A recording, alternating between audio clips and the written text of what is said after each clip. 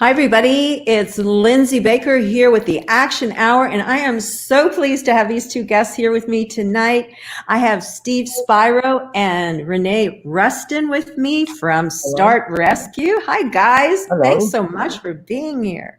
Thank you. I am so pleased to have you. You guys are into so many things: resale store, books, organization, mega monster buses, rescuing animals. I mean, what aren't you guys doing? You have to tell us all about it. Sleeping, that's the one thing you're not doing.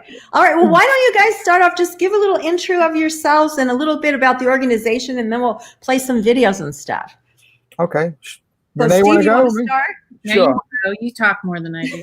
Thank you. I'm Steve Spiro, and I'm about to kill Rene. No, I'm Steve Spiro. I'm the co-founder of Start Rescue that I formed back in 2011 with Rene Ruston, Adam Tarshius, and Susanna Azuli, and a few others. And we primarily do transports and spay and neuter. We transport dogs and cats from high-kill California shelters, and we transport them to Oregon and the Pacific Northwest, where we have contracts with about 15 groups there who find those dogs homes and then send us updates, which we put out on a weekly, bi-monthly newsletter, which we've been doing for 9 years. And then we also we've transported over 13,000 dogs and cats to date. And we also have a spay and neuter program where we spay and neuter dogs and cats for low-income families. And to date, we've done close to 10,000 of those. That is so amazing. I have a really quick question. Why do you specifically go to the Northwest, Pacific Northwest? Why are there a lot of animals? There's a scarcity of dogs and cats there. How does that all work out? They just don't have the same problems we have here in California. And I actually let Rene reiterate on this. Over to Rene. They have a much better sense of animal welfare there. Wow. Their shelters are not full. They have a much different demographic than Los Angeles does. So we have to deal with a lot of cultural issues that Oregon doesn't. That's just the reality. Wow. Lisa Carlin says, this is such a great organization. Rene, why don't you tell us more about yourself while we've got you on front and center here? Tell us a little bit about your background. I was a realtor here in Los Angeles for 30 years. And in the last 6 years now, I am VP of Sales and Operation for Mink Shoes. And we make vegan shoes in Italy. So yeah, it's a career change for me, and Start is a big part of my life, and so that becomes more of a career, I think, than my actual career. Oh, wow. So it's taken over your life, more or less, right? Wow, that's so cool. You guys have done so many amazing things. 13,000 animals rescued. I see here 9,000 spay neuter. We have a little clip here. Why don't we play a clip? We'll start with that, and then you guys can talk about it. I thought I'd play, let me find the one where I've got so much stuff loaded up about you. Just got to find my movies here. Find your movies. Oh, there they are. So this one, I want to kind of play them in order. And this is the first one I think talks about Start.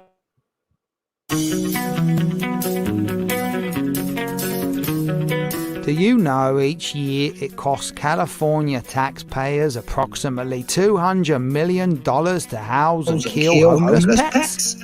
Over 1 million animals enter the California shelter system, but only half make it out alive. What?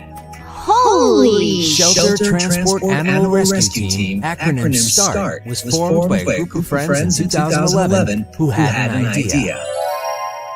They knew the Pacific Northwest needed adoptable dogs. They just needed a way to get them there.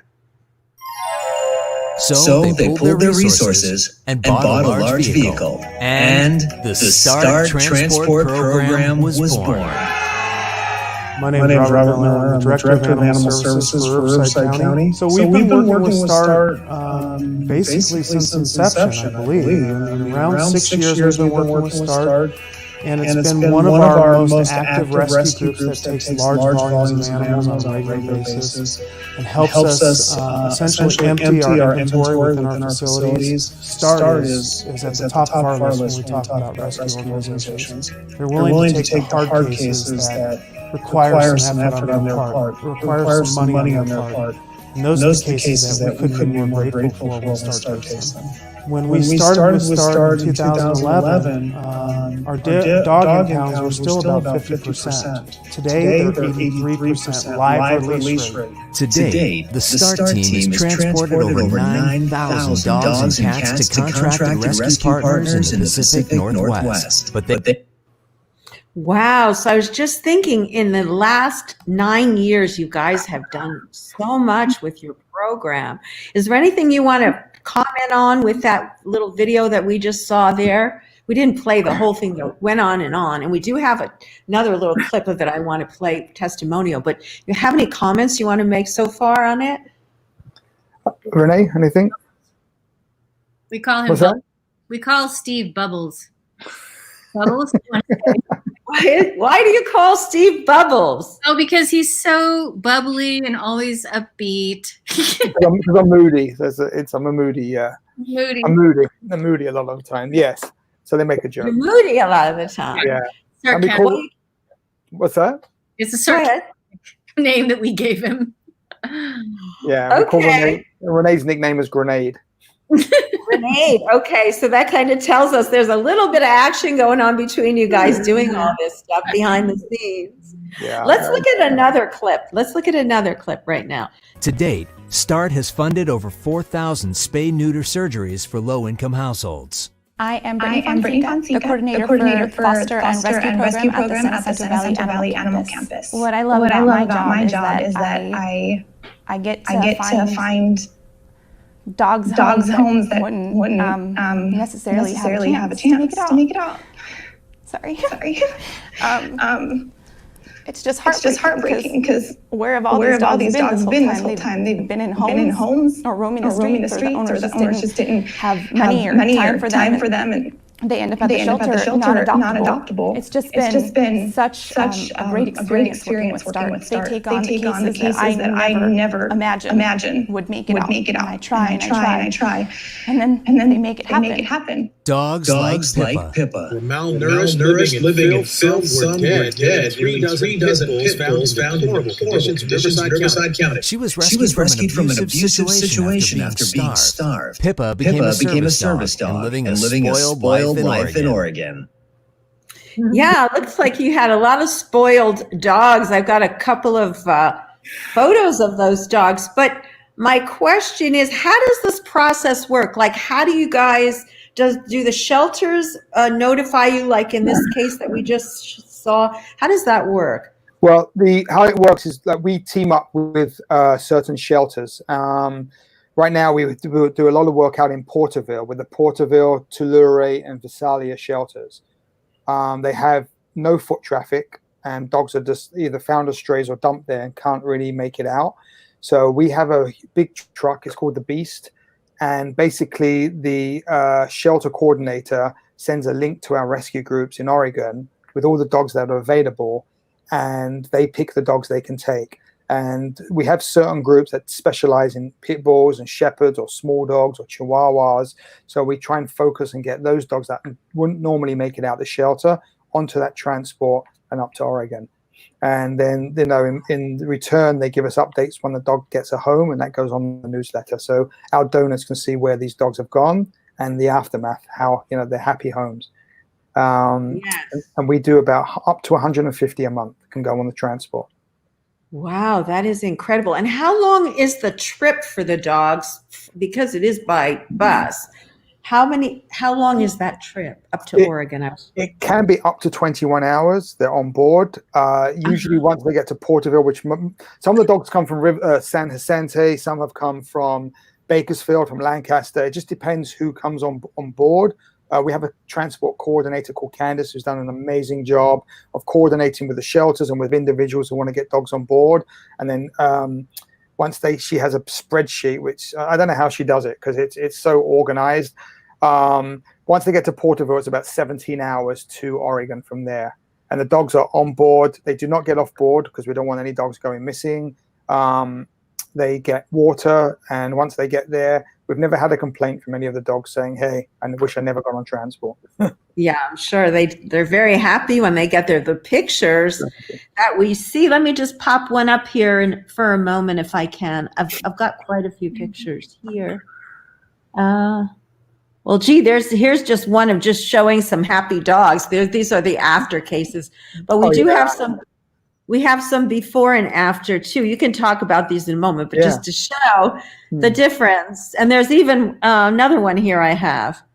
Yeah, that's Bobo. Yeah, that's Bobo. Bobo is doing amazing. He's actually in a home around the corner, like 2 minutes from my house. She's done an amazing job with him. He's really happy. He was a dog, actually got out of his yard at night with a little dog, ended up in someone else's yard. The guy bent down to pick up the small dog, and Bobo bit the guy in the face defending the little dog. So he ended up at the shelter shaking, as you can see in the picture on the left there, in the corner of the shelter for 6 weeks. And lovely lady called Margaret worked with him and brought him out of his shell. She's the rescue coordinator there. And we decided to rescue him, and I'm so glad we did. He's a great dog, very smart and very sensitive. Cool. Yeah, you can see just from where he was there, he looked so frightened and like he was in trouble. You know, you could almost sense that. Yeah. Wow. Let's watch. I don't know. This clip really got me. If you would, Steve and Rene, also, if you want to jump in, this hero story, let's watch that now. Is that okay? Sure.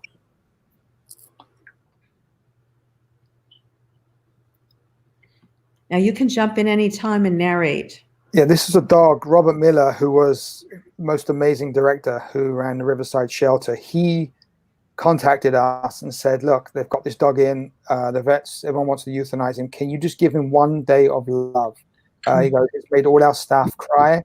And he goes, I've cried, and I want this dog to know that he was loved. So please, can someone just give him a day of love? And we said, absolutely.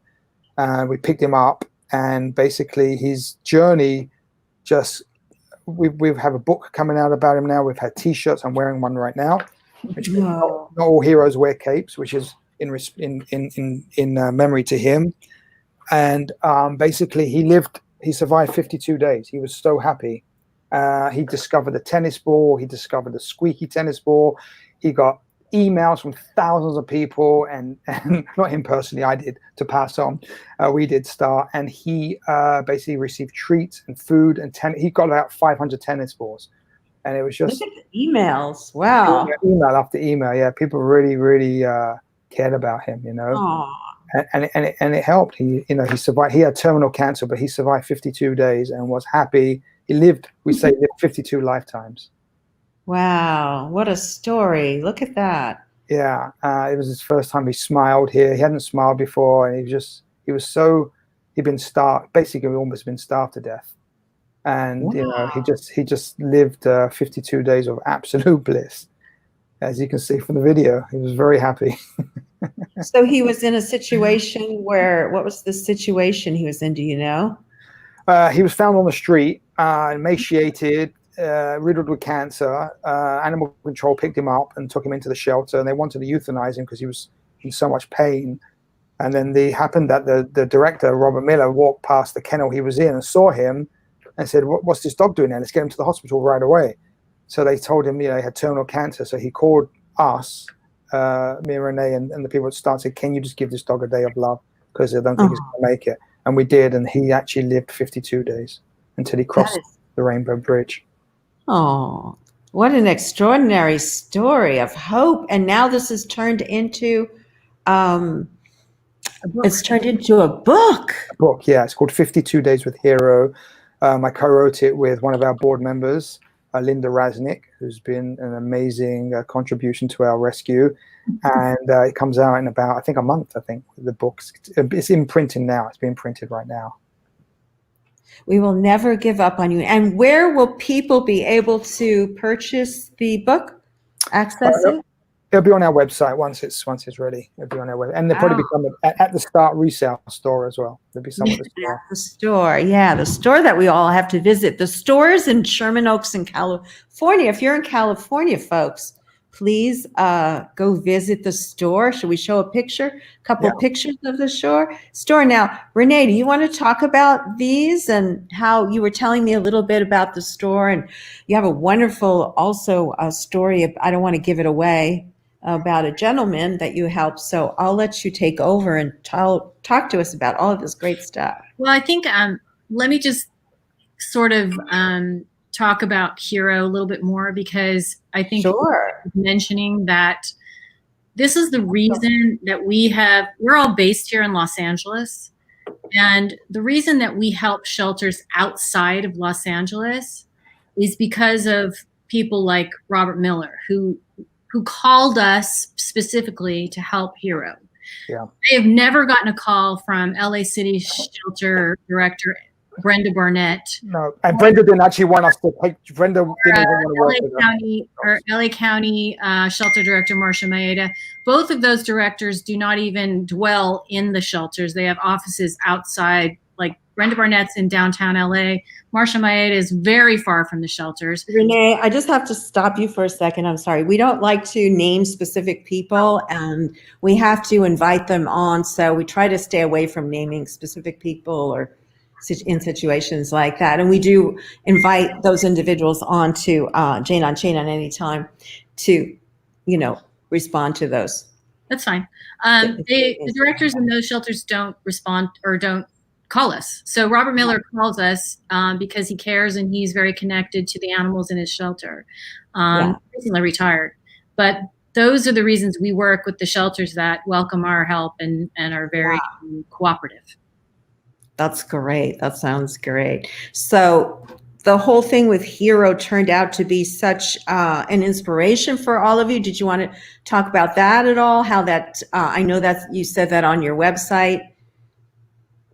Either of you, did you want to address that? You said on your website, you stated that it was such an inspiration for you, the Hero story. Oh yeah, it just showed that just how, again, how amazing animals' resilience are. He came to us broken dog, and we provided love and support and care, and he just perked up.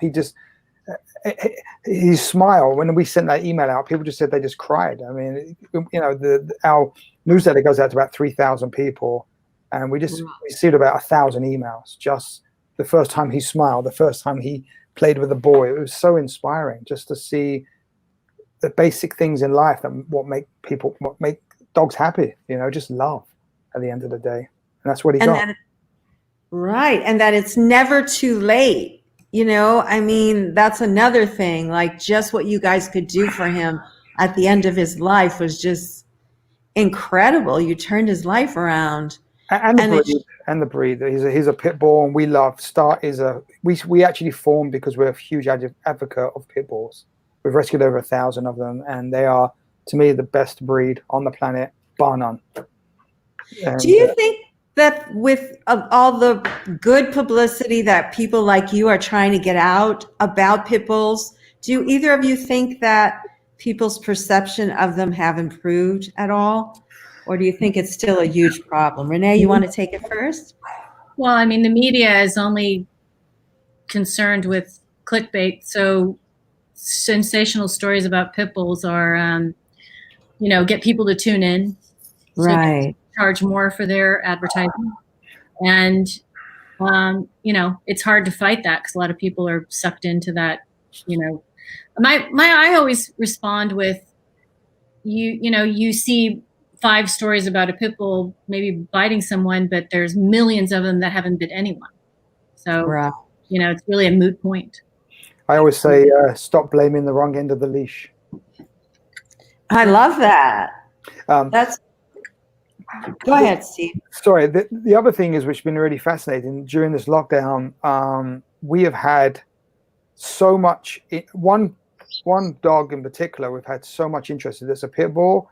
We've had about 50, 60 applications on her, and all our pit bulls have got so much interest. It's incredible. So I think people are realizing it's, again, it's not the breed, it's people's perception of it. So they've been very popular, that people want to, adopt, people want to foster, and the reports we get back is like, oh my God, this is the best dog ever. In fact, I had this one lady who wanted a dog, and she called me, she said she wants a friendly dog that has this, this, and this. I said, oh, come meet a dog we have, Susie. She's a pit bull. No, don't want pit bull, don't want a pit bull, their reputation. Right. I said, just come meet her. Anyway, long story short, she did, fell in love, adopted her, sent me like 1,000 pictures and said the best dog she's ever had. Dog slept with her under the covers, and then she ended up rescuing another one as a friend for her. Oh, another pit bull. She got another pit bull, and she said best breed. She said I'll never get another breed again apart from this one. Best breed ever. So that was really good. Wow, that's a good story. That's a good story. Yeah. So why don't we talk? What would you like to talk about next? How about the beast and the program you have, or whatever?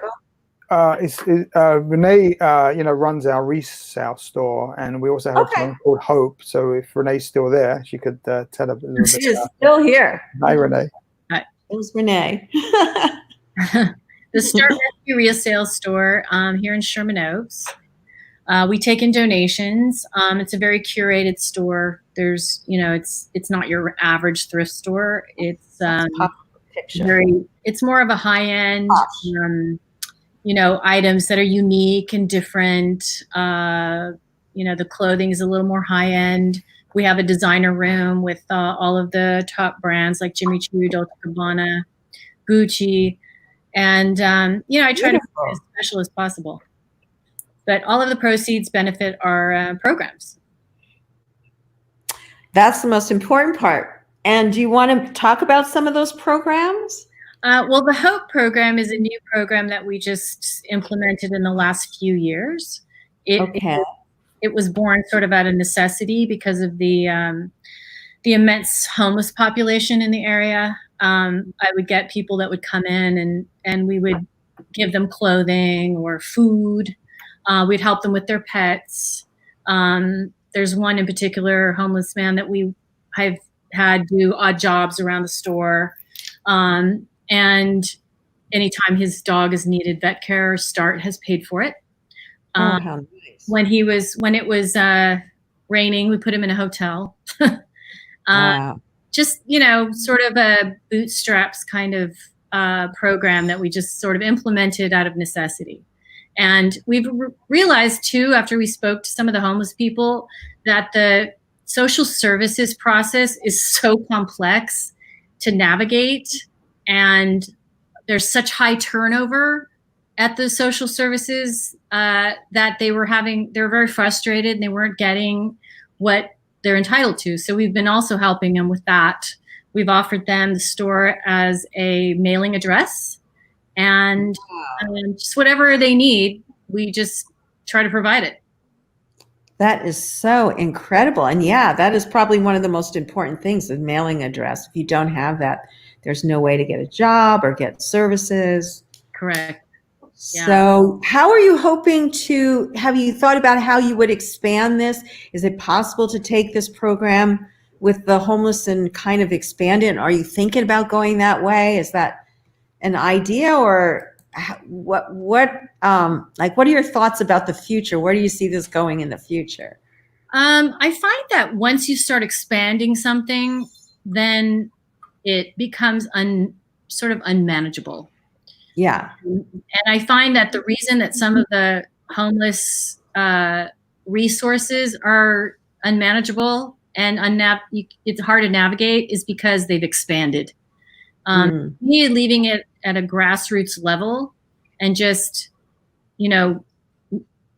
never saying I can't seems to work.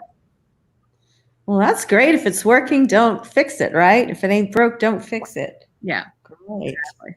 Wow, that's incredible. And so the store supports other programs, correct? Is that how that works? Yeah. The proceeds go to, our transports, goes to our spay neuter programs, our pet retention programs. It's more or less, START is like, it's still a very small organization. People think we're much bigger than we are because we accomplish quite a bit, but it's because we just, whenever we see a need, we just roll up our sleeves and do it. We don't just tie ourselves down to, to just what what our programs are. We just, if it's something else we need, we don't have a program for it, we just do it. We've been really blessed as well with having a really good support base and just good people volunteering and working with us. And working with certain shelters, and people are just so hard working. It's so lovely to see so many caring people. It's like, I always say, it's like a jigsaw. Everyone's a piece of the jigsaw. Like, we have our drivers that are so important. That we have a pet attendant on board. She makes sure the dog gets water, makes sure she gets us photos. She updates the groups when they're arriving. It's a really important role. Candice, our coordinator, it's a really important role. Rene running the store and day-to-day issues, helping in that is really important. My wife, Susanna, she does the adoptions, and she's so good with it. Everyone has a role, and I'm kind of crap at most of it, but I'm good at fundraising. That's my little part, my contribution. Well, that's an important part. Do you have any more light you can put on your face, Steve? Oh, yeah. Hold on. You're going a little dark on us. We like to see your shining face. How's that? I know it creeps up on you, doesn't it? That's much better. Yeah, that's so much better. I'll put it better in the dark, actually. Oh, wait. No, turn it off. Oh, that's mean. But no, I love what you're saying. All of this sounds so great. Now, for the transport program, can you talk a little bit, address that a little bit more? Whoever is the transport expert or whatever. Well, so basically what we do is, as I mentioned before, the transports, we can only send dogs, because people ask us, can you drive a dog here or there for us? And we're like, no, because we can only work with the groups that have, we have a very long application process. They have to fill that out first, be approved. We do a site visit. These are the groups in the Pacific Northwest. Once they're approved, we send them a link to the shelters of the shelters we work with, of the dogs at their shelter, and they pick the dogs they can take. And then the transport pulls up. They all have a kennel mark for the dogs. It's all prearranged, and the dogs go up there. So, we only work with groups that are basically we've been working with for a while and have a good reputation. Because at the end of the day, it's not how many dogs we can send up, it's the quality of the groups we're sending them to. That's the most important thing, because if we wanted to, we get contacted like literally 1,000 emails a week. Or we can take 50 dogs here or 100 dogs there. And we don't really want to work with that group because they say they don't have time to send us updates. And some groups, they just have certain requirements that don't fit what we are looking for. We're quite strict with it, Right. And because you want to make sure that the dogs get placed in the very best possible situations, too. So you want to work with the top shelters. We've actually stopped working with a couple of groups that weren't sending us updates. They were very good groups. They got very busy, but we're like, this is part of our contract and this is what we need. Yeah. So it's, but that's just us. That's how we just operate. We just want to do a good job for the animal. At the end of the day, myself, Rene, all the board members, no one gets paid. We're volunteering our time, and we just want to make our little mark in the world, do a little bit for the animals. Yeah, that's really wonderful. I just made me lose my train of thought for a second. I had another question I was going to ask you, but maybe you can talk a little bit about the spay neuter program. Yeah. Talk about how you help people with that. Yes, we are really focused out in Porterville right now, which is in California. It's a low-income residency, and we basically fund 50 spay neuters a month for low-income residents. There's an amazing woman out there that volunteers with the shelters called Shannon, and she sets up the appointments. She puts out flyers, and she gets tons of calls to fix, have their dogs fixed. Last month, we actually stepped it up, and we funded 147 spay and neuters during the month of April. And next month, in June, we've decided to fix 250 dogs out in Porterville for anyone that needs it, with a free microchip as well. So we're going to raise funds, which is going to be about $25,000 to do, but worth every penny. Yeah, well, the spay neuter is the most important. In fact, in your video, everyone should go to the website. Your website is startrescue.org. We have it in the description, and I also put it. But you have a number of other links on your site. Let me just see what happens if I hope you guys are still there when I get done. Yeah, we've got some share links, your Instagram. So for ways people can help, and we're going to get into that a little bit later. But all of these links that I see here, who they contact Liz for volunteering, we will put all of these links up in the post as well. And we tend to put them in the comments because for some reason, I think Facebook likes it better there. It helps to get more views as we go on, because this will go out to several areas, and we want to make sure everybody gets this. So right, and also, Lindsey, I want to point out that we're not general. We're not doing everything everywhere. What we're trying to do is focus on a certain area. So we've picked Porterville because the shelter wants to work with us. They'll bend over backwards to do what's needed to get the dogs out. But we have a 2-tier system on start. The first is we get them out of the shelters once they've been, once they found the strays or owner surrendered. And the second thing we do is we try and stop them coming into the shelters by our spay and neuter program. And when we did the one in April, we had about a third of those dogs already had litters or were already pregnant.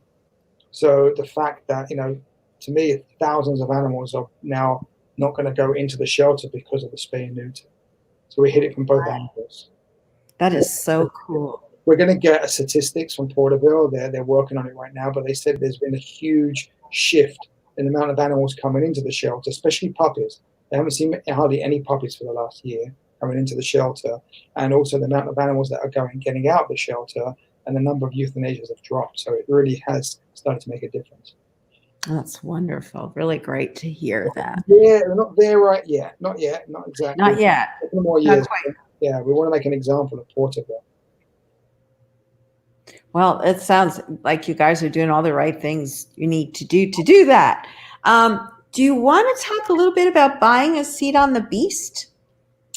Is this a good time to talk about that, or what do you think? Yeah. Or anything else? Anything else you want to add on the subject that we were talking about? So just to finish up though on the resale store, this is in Sherman Oaks off of Ventura Boulevard, right? It's 4521 Van Nuys Boulevard across Gelson's. Gelson's, wonderful. Yeah, I'm around there all the time. I can't wait to go there. So that's going to be great. So let's go ahead and look at the bus, and maybe you can tell us a little bit about the programs, the Monster Bus. Yeah, talk about some the beast, seat on the bus, and so forth. We call it's called the Beast. It's called the Beast. The Beast that saves lives. It was basically funded. Main part of it. It was about $50,000 or $60,000 to get it, to buy the truck, and then another $50,000 to retrofit it. On inside, it's all got crates. There's a 24-hour vet on call. We have 2 drivers and a pet attendant. And basically what the Beast does is go to the shelter, pick the dogs up, and drive them safely to the Pacific Northwest. There's air conditioning on the bus. It has every feature you can imagine. And it's been very successful. And then we have a actual professional service that cleans the crates for us as well afterwards, so everything's disinfected. Wow. And so how does someone buy a seat on the Beast, and how does that all work? Can you explain? Yeah, you can go to the website, and it has donation information. If you buy a seat on the bus, basically you're buying a seat for a dog to get out of the shelter, and you can do it as a birthday gift for someone, in memory of someone, just to for a friend, for Christmas, whatever. I love it. I love that idea. I think it's about $65, and what you'll get in return is you get a handwritten letter with a picture of the dog you've helped and a little message about the dog's journey. It's very simple, but it's been very effective for us, and it's helped us stay funded. That's great. And then people get to follow up with that dog because, as you were saying, you guys always do follow up. And you follow the story. In fact, you said you wouldn't work with the shelters that did not allow you to do the give you that information. Yeah, we get follow. I mean, sometimes like we've had homes where old pensioners have adopted a dog. They don't have iPhones, don't have computer. So, they've called up the shelter and said how the dog's doing. So that case, okay, it's understandable. Even then, we've said, hey, can a family member come take a photo? and we usually end up getting. Something I was going to add, which I forgot about the seat on the bus. Seat on the bus. There's different tiers, so the higher up you go, then you can check that all up out on the website. But and by the way, I've got to get one of those T-shirts. I've got to order one of those T-shirts. Can you stand up and show that? Just step back a little. Yeah. Give us the good. Come on, Steve, do a little modeling. We know you're an actor. You can. There you go. There's no wear capes, and this is in memory of Hero and. Hero, yeah, that's the whole thing. That's beautiful. Yeah, no, it's seriously a great looking T-shirt. Do you make them in girls small or ladies small? Yes, we'll send you one as a gift, as a thank you. Oh no! I want to contribute. Every little bit helps, Thank you. And also to point out, the transports to fund the whole transport is about $8,000. That's what it cost us to get the transport on the road with everything from beginning to end. So they're quite expensive. So we have to raise that every month. And do the people, just a silly question, the people that travel, they have to bring food and eat and everything? And no, we pay them. They stop for food. We pay for the food for them. We obviously pay for the gas. We pay for their time. Yeah. And, they sleep. So they go up. It's about 2.5 to 3 day trip. They go up. Once they get there, they go get dinner, or they stop off on the way if they want snacks. And they basically get dinner, stay at the hotel. We book the hotel in advance. They stay the night and then drive back the next day. Gotcha. Yeah. Well, that sounds cool. Yeah, it's tiring. It's a long journey. Yeah. How many people would you say work with you as a general rule? I know you have your immediate team. Hands on, probably, what do you think, Rene? About 20, 25 people? Rene, I'll bring you back into this convo. He can go.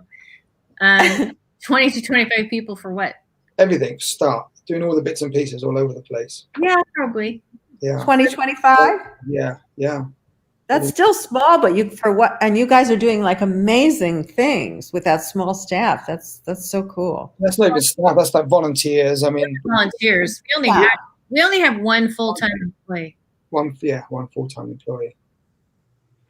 The rest are volunteer. Well, the drivers are paid, but they're not full-time. And Candace is paid, but really, it's a very skeleton crew that's actually paid. Most of the money that's donated goes right to the programs. There's not a lot of overhead.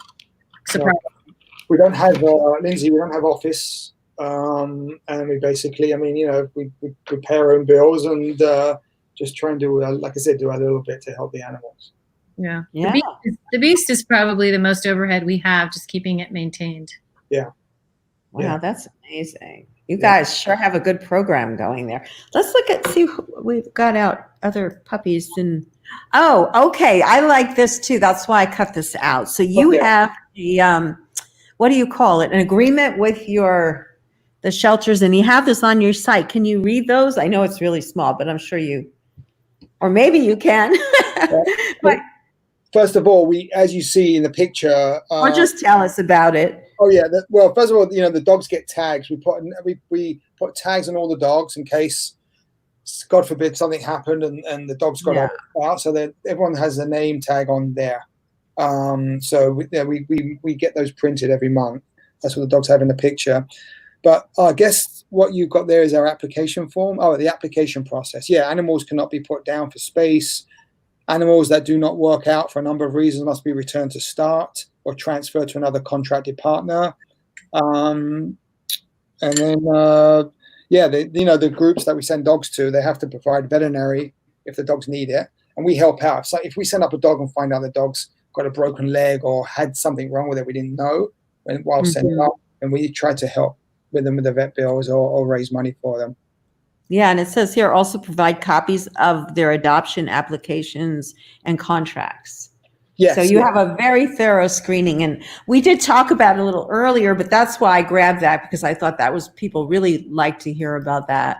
Yeah, because we want to see their process as well. So the group, if we work with group in our Oregon group, we want to see what their adoption process is and their contract and their application form.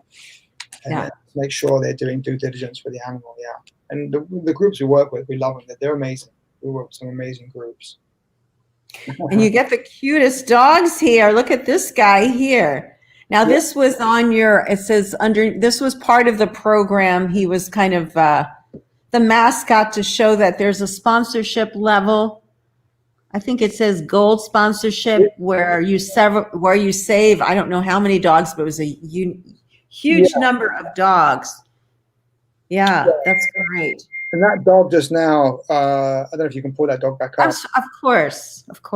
Any of these I can bring up. Is that the right one? No. This one. This one was thrown out of a car window and we rescued it. Yeah. Oh my gosh. How old was it when it was thrown out? I think it was just very young. I think it was like 3 or 4 months. And it had had some medical issue. I remember this was about 6,000 dogs ago, but we covered it and the dog got amazing home. Yeah. Oh, wow. But you can remember them. Some of them I remember. Some, not all, some. You know, I used to do a lot of cat rescue when I lived in San Diego. Before I got into becoming an activist and moving to LA, everything kind of changed for me. But long story short, I did help rescue quite a few cats. I fostered and then got them adopted and would, screen people and so forth. And the point I was getting to is like, while you have them, a couple of litters, I was a fail. I have 3 or 4 cats that I have 4 cats, but 3 were a fail from foster failing and keeping them. But after a while, as much as I was attached to them, once they got a good home, I could kind of some of them kind of blurred together because there was a lot, So I can imagine for you, I didn't have thousands. I had probably less than 100, but which was a lot for me. But with the amount you guys have, I can't imagine how you kept track of that. So we keep track of them on spreadsheets. We have spreadsheets, the animal. Yeah. Because we don't actually meet 99% of them because we're not involved. We everything's set up with a coordinator, the truck goes, they're in different parts of, like the trucks are in storage in Riverside. And it has to go down to, through Lancaster down to Porterville. And we're in Studio City, so we don't actually meet 99% of the dogs that we yeah. And we also have a cat program called Pity's Helping Kitties. Yes, and I was going to ask about that. The Joyce Newman Pity's Helping Kitties. I don't have a picture for that, darn it. I don't know why I didn't get one, but do you want to talk about that? Yeah, Joyce Newman was a wonderful cat rescuer who passed away, I think, last year. And it was called Pity's Helping Kitties. We've had it for, I think, 4 or 5 years. And it's run by a lovely gal called Faith. We send her basically $1,000 a month. And she puts out pledges on shelter cats that are going to be euthanized or red listed. And it's been quite successful. We've got a lot of cats out through her. And that's our donation. So we donate $12,000 a year to help some of the cats.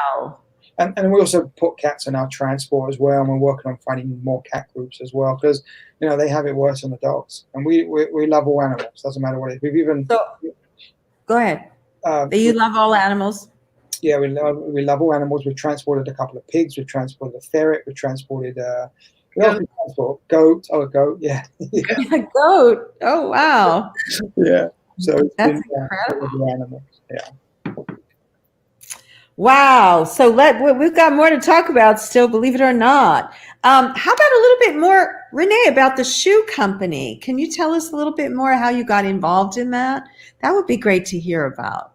And I love the idea. I want to, now that I know about it, I kind of heard of it before, but I had never really, now that I met you, and I'm always looking for vegan brands like we talked about before. So tell us a little bit about Mink Shoes. Well, I became vegan about 15 years ago.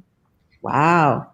I decided I was going to go full on vegan, and I got rid of my car. The hardest part was to get rid of my designer bags. So that was the most painful part of it. But, I had a party at my home, and I got all my bags out and my shoes and stuff, and had friends come over and donate money to my charities when they bought the bags. So I felt better about it.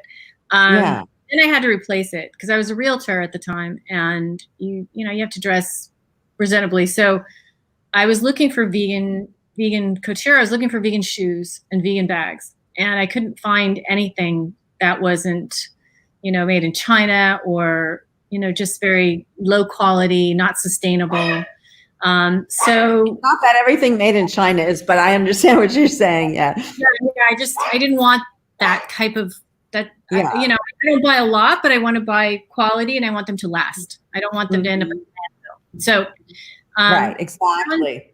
Exactly. So I went to an event. I went to a For Mercy for Animals event, and I bought an auction item, and it was mink shoes. And I'd never heard of this mink shoes. So I was very excited, and I, hovered over this thing and made sure I bought it. So I got it, and I got to meet Rebecca Mink. And we both just fell in love with each other, and I started ordering shoes from her. And my husband was very excited because now he had something to buy me for Christmas and birthdays, etc. So I ended up buying shoes from her, and I just was very perplexed why she wasn't bigger and people didn't know about her, because she'd been making shoes for, many, many years, for celebrities and red carpet, and she wasn't making it for the public really. So I said, the public needs this desperately. And I had a lot of girlfriends who would buy vegan shoes if they could find them. They were buying Jimmy Choo and, all of these shoes, but they were leather. And I had even approached Jimmy Choo and asked them to make a vegan shoe for me, and they were just not open to it. And, it just wasn't its time yet. It wasn't time for that. And Rebecca had been doing this for a long time, and she just, she's been vegan since she was a little girl. And she was, finding vegan clothes was not hard for her. She was a stylist to the stars. She was doing all kinds of red carpet and celebrities. And she went to Italy and made shoes. So she was making custom shoes. And then, so I decided to, sort of leave my real estate career and help her. So, and that's how I got into it. And, I've been to Italy, and I've seen how shoes are made and the things involved with the shoes. And since then, we bought partnership in a factory there outside of Florence. And our factory makes non-leather shoes. We make Dolce & Gabbana, Gucci, Jimmy Choo. And we make mink. Mink shoes are all vegan from toe to heel, even the inner parts of the shoe. A shoe can take up to 60 factories to make a shoe. So so intricate, and there's so many parts to a shoe. And I learned so much about shoes. You take it for granted. You don't realize what goes into making a shoe. So we bought partnership into this factory, and we're making, vegan shoes, and it's been an amazing journey for me. And it's just I mean, how can you not love it? Italian vegan shoes. True for me. And, we make shoes for Miley Cyrus. We make shoes for Madonna. Even people that aren't vegan love our shoes. So that's amazing. Well, guys, believe it or not, we're running out of time, and I do want to go over a couple more things. You have a Light a Candle program, another kind of way that people can contribute. And I wanted to talk about the ways that if people want to get involved, can you kind of address that a little bit? How they could, any programs you have that they can get involved in as well? They're always welcome to volunteer at the store. When we finally open, at the moment we're not open. Only reopen. So you're not doing anything online now or anything. I guess it's kind of hard to transition something like that. We're doing a lot on eBay and Let Go, and just trying to get some our things out there. But when we open, definitely we're going to need some volunteers for that. And we're always also encouraging people to do fundraisers for us. Donations is how we do these programs. We can't do it without donations. They can do the birthday GoFundMe's and things like that. Yeah. You can sell things on eBay. Like, let's say there's a lot of people cleaning out their closets right now, and there's really nowhere to donate it because no one's open. So they can put it on eBay and direct it to a charity. So they get the. That's amazing. I didn't know about that. Yeah, I know that you guys have the program for Amazon Smile too, where people can click on your charity. You just go. Do you know the steps of how to do that? If people want to donate to a charity on Amazon, you can do that by taking a couple of steps. It's simple. Once you click on, you can click onto the charity and just it gives you directions at the top what to do. You can sign up to Shelter Transport Animal Rescue Team. That's Amazon Smile, I think they call it. Yeah. Yes, it is. Smile.com. Yeah, and I think maybe 0.5% of anything they spend goes back to our rescue. Yeah, and they can do fundraisers on Facebook. There's lots of stuff. And social media in general, just sharing this video out. I just want to remind people to please share out this video, do watch parties. And follow Instagram. Follow us on Instagram and Facebook. Yes, we'll be putting, like I said, we'll be putting those up. I will be putting those up right after we finish up here. Well, so go ahead. Steve has a new show that. Oh, yes, please. I almost forgot. No, don't forget. No. Go ahead, please. I wrote. Okay, Steve. We want to get Steve up there. There you go, Steve. I'm a writer, and I co-wrote a show with my friend Silver, who originally had the idea for the PR world meets the animal rescue world. So this past year, we actually had someone that funded the show, and we shot the pilot, which is 30 minutes. It's called Boned, B-O-N-E-D, and it's basically Boned. It's basically about a woman, PR woman, who hits a dog, a serviceman's dog, in a crosswalk, takes off, and becomes the most hated woman in America. So she can't even spin herself out of her own mess, and she's forced to do community service at an animal rescue group. And her and the owner hate each other. It's basically what happened. So we just shot the first episode, and we're pitching it right now. So people can check us out at Bone the Series. Say that again. They can look us up on Instagram at Boned the Series. At Bone the Series. Boned, yeah, B-O-N-E-D the Series. It's hard to understand. Boned the Series. This like crazy accent. Oh, I like your accent, Steve. I love that. It gives you a distinction. But I know you're just teasing him. Well, folks, I just think what you're doing is amazing. I'd love to have you on. Steve, I was telling you about, and of course, Rene, you guys both have tons of rescue stories. Now, he's the face of Start. I'm in the background. And Steve did an amazing show last year. Do you want to just briefly talk about that before we go off? Oh, yeah. The show yet, Dan? Yes, I have a one-man show called UK Underdog. It's about I was bullied at school and I got into martial arts and then ended up getting arrested. And the show was supposed to go to the Edinburgh Fringe Festival. I had someone wanted to sponsor it to go there this year, and obviously it's been cancelled now because of the COVID-19. So, but I may be doing it at my theatre company, which is called Pacific Resonant Theatre in Venice, as a fundraiser to help raise money for the theatre so they stay in business. So that's probably going to happen next month, I think.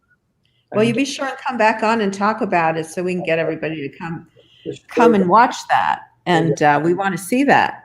Thank you. All right, folks. It was great having you on. Any last words? Thank you, everybody. Spay and neuter your pet. Say that again, Rene. Spay and neuter your pet. Spay and neuter. Such a good ending note. That's a serious note, folks. It could save so many lives. I mean, exponentially, like you say. That's the way to go. So, yes. All right. Well, have a great evening. Stay safe, and we'll see you next time on the Action Hour. Thanks so much. Bye-bye. Thank you. Thanks, Bye.